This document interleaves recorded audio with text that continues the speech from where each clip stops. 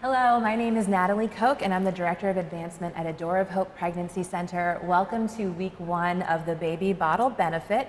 If you've never heard of A Door of Hope, we are a pregnancy center serving Wilmington and Middletown, and 2021 marks our 40th anniversary year. So that means that we've been empowering women, men, and families to choose abundant life for over 4 decades. We're very excited about that. The way we do that practically is by offering free pregnancy tests, free ultrasounds, educational programs, referrals, and mentorship for moms and families who need it. We also offer abortion recovery programs for women who are dealing with unresolved pain from a previous abortion. Today officially kicks off the Baby Bottle Benefit, which is a campaign that unites churches, individuals, and businesses all over Newcastle County and some beyond that. And basically over the next 4 weeks, we have the opportunity to share with you a little more about the work we do. You'll get to hear from clients, from supporters, and from people who have been impacted by an unplanned pregnancy, but have chosen hope in life in those circumstances. Today, however, I am joined by our interim executive director, Rachel Metzger, and she's going to share a little bit about her heart and her passion behind the work of A Door of Hope. So with that, I'm going to kick it over to you, Rachel. Tell us about how you got involved with A Door of Hope. I've been involved with A Door of Hope since I was 17. Okay. Sort of a walk-in, just looking for opportunities to volunteer and do work. And so my first interaction with The Door of Hope is when we had our single center on Main Street. And we were mostly ministering to the University of Delaware and students on campus at the University of Delaware. And of course, I think like a lot of people who are from this area, I was involved with Alternathon. I was involved for a while with helping to get our mother's home ready, the one that we owned in the 90s. And of course, just like everyone else, being involved in Baby Bottle, being involved with supporting A Door of Hope. So I won't say how many years that's been, but let's just say 17 was when I started. So, but that's when I first got involved. That's wonderful. Yeah. Yeah, the Baby Bottle Benefit and the Alternathon are popular ways that people Absolutely. get involved And with unless A you're Door from of Hope. Delaware, you have no idea what we're talking Exactly. about. Exactly. Tell me what makes you passionate every day about the type of work that a pregnancy center offers. I like what we do in the sense, and it's something that's so important to me to convey to the community that we serve, is that we are about empowering people to overcome difficult circumstances and say yes to that pregnancy and yes to life, and watching that, really in a lot of ways, the overcoming aspect of a difficult situation. And I know we've said this in the past, really there isn't a thing we haven't heard at A Door of Hope. We try to create an environment that's non-judgmental and safe for people to think about and make decisions in an environment where there's no judgment, there's no pressure, and there's just support and kindness and love. And I love that because honestly, I can't think of a different place or a different service in our community that allows people that space to reflect and to think and to seek counsel and support and options. And I love that. I love that free space that we provide to people without judgment and with encouragement and love. That's what I like most about A Door. I've been going for a while about things, but that's the big thing that I like, and it's why I put so much of my time and effort and passion into what we do. That's wonderful. Yeah. And then, so we've been around for 40 years, and Yeah. A Door of Hope has seen a lot of changes in that time. Correct. Can you highlight to us, from your perspective, our biggest challenge? Our biggest challenge is what I think we feel in the environment, the community we live in, and then the nation we live in and the world we live in, which is a consistent undervaluing of the vulnerable. And that doesn't necessarily mean just the baby inside of the womb. That can be the impoverished, that can be women, that can be minorities, that can be the ill, the disabled, the elderly, where we diminish value because you're vulnerable, or because you're needy, or because you're dependent, or because you need assistance. And that need somehow imposes on my independence, my freedom, and my sovereignty in my own life. that consistent undervaluing of life, I think, is a challenge, unfortunately, that started in the garden and continues into today. It can get presented to us in in an argument that seems persuasive, but in reality, when we really pick it apart, we're talking about saying to someone who we either find dependent or weak in some way or another, and say, you cost too much to me. You take up too much of my time. You cause problems for me. Therefore, you have no value. And that's contrary to what God teaches, contrary to what I think any of us really don't want to live in a society like that. If you took that reality and applied it across the board, every single person is vulnerable in some way and dependent in some way, either in the past or in the future, even presently. None of us operates solely and independently. We all need in some way or another. So I think our challenge is the challenge that society faces in general, which is how do we start to encourage people to see the value of everyone, no matter what their circumstances is, and despite the need that it might place on you or society in general. So that's our challenge, always. That's excellent. That's excellent. So let me ask you this.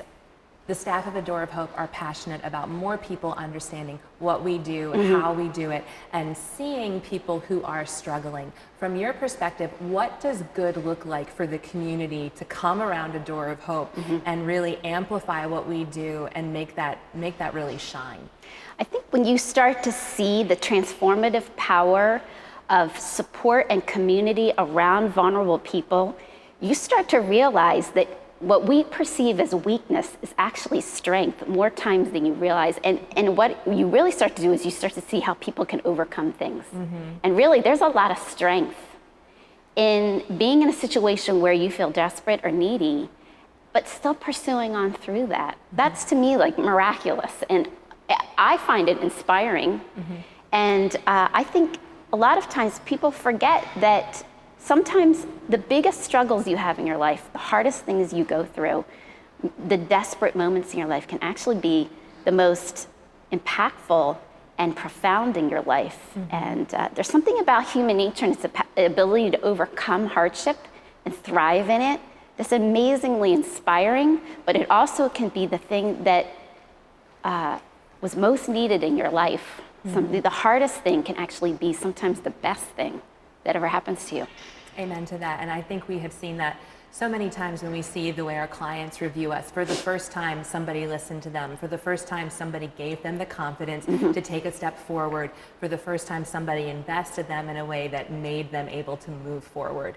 And so we just want to be able to continue to do that. So I think that's an excellent articulation of how we work with them. Yep. Talk about the future. What can people expect to see from A Door of Hope over the next 40 years, hopefully? Oh gosh, don't ask me that question, because I'll scare people away. I mean, we always want to keep doing what we do with excellence and well. We just want to see more people get on board and get involved. And I think sometimes people think, oh, if I'm not in there counseling, I'm not part of the organization. That's so wrong. I don't counsel. I've never actually set foot in a counseling room. But I contribute in the gifts and the talents and the ways that I can. And I love the fact that A Door of Hope has been here for 40 years and the whole entire community comes around it. So I want to see that community aspect of A Door of Hope grow, where we see every supporter, whether it be through donors or volunteers, feeling like I'm part of this. I'm part of this. We can't do this solely alone. If it was just, we have a staff of 6. I mean, if it was just the 6 of us, we'd be doomed. So seeing the churches come together, individuals come together, communities come together, community groups, whatever, coming together for a common passion and love for our neighbors right here in Newcastle County. I just want to see that grow. I don't know how God's going to take that and where that's going to go, but that's what I want to see happen in the next 40 years. Excellent. Yeah. And then finally, why should everyone who is watching be excited about the Baby Bottle Benefit? A Baby Bottle Benefit is exactly what I was just saying. It's this communal effort to come together on one cause and support it. And I love the tradition of it. There's something about tradition In the springtime, we come together with these bottles and we support an organization that we know are going to go invest right back into the community. It's going to be right here in Newcastle County. You're not sending this off to Washington, D.C. You're not sending this off to California. It's right here in Delaware. And you're going to impact someone that probably lives down the street from you and you didn't even know needed our support or was coming to a door of hope. And particularly for me, making a huge impact for women, particularly women who are low income, because we see a lot of low income women in our organization, or who have been traumatized in some way, whether they've been the victim of human trafficking, whether they've been abused, whether they're dealing with drugs. That demographic is particularly precious to me. I want to help that group. And I believe that when you start undergirding culture, your local neighborhood that way, your local community like that, the whole community thrives. And I love seeing human thriving. I just don't want to see us live, I want to see us thrive. And I think the pro-life movement, that's what we're about. We should be about human flourishing in all aspects. And so I love the fact that Baby Bottle kind of brings everyone together and helps them to kind of celebrate that human flourishing. And when you donate to something, you're actually flourishing yourself, because we're called to be givers, we're called to be generous. Yes. And you actually benefit when you give away as well as when you receive. So I like the way that Baby Bottle is just this tradition of bringing people together to do this one common thing. That's excellent. Thank you so much, Rachel. Thank you for sharing your passion. I find it infectious. I hope all of you have found that infectious as well. So over the next 4 weeks, we will be here on Facebook Live at 4 p.m. every single Sunday. We hope you will join us. We hope that everything that Rachel just said inspired you, that whether you want to become a volunteer, whether you want to become a monthly donor, whether you decide you want to be on our board, we can't wait to hear from you. We can't wait to see you get involved. Here's a sneak peek at a few of the stories you're going to get to see over the next few weeks. Stories of hope, stories of life, and stories of abundant life. We look forward to seeing you in the future. So for both of you, what surprises you about the work of our ministry? I never expected all types of life going to a pregnancy center. In my mind, I always thought it was like a specific generation, a specific type of person, but the pregnancy center has really opened my mind that, everyone, regardless of their background, ethnicity, socioeconomic stance, undergoes like a pregnancy crisis. Yes. So the fact that, the women in the ministry and the men are just so loving, right? Like you don't see that nowadays. You see people putting you in a box, right? Yes. If you look this way, you're going to behave this way. People don't want to talk about it because it's just so political. So when it comes to, oh, that's your opinion, it's just, they don't want to get in an argument, I mean, there's, even within the pro-life movement, with the last president and everything, there was factions, Yes. And so that's another reason why I like A Door of Hope and want to support you guys, is because what the president does has very little bearing on locally what we do.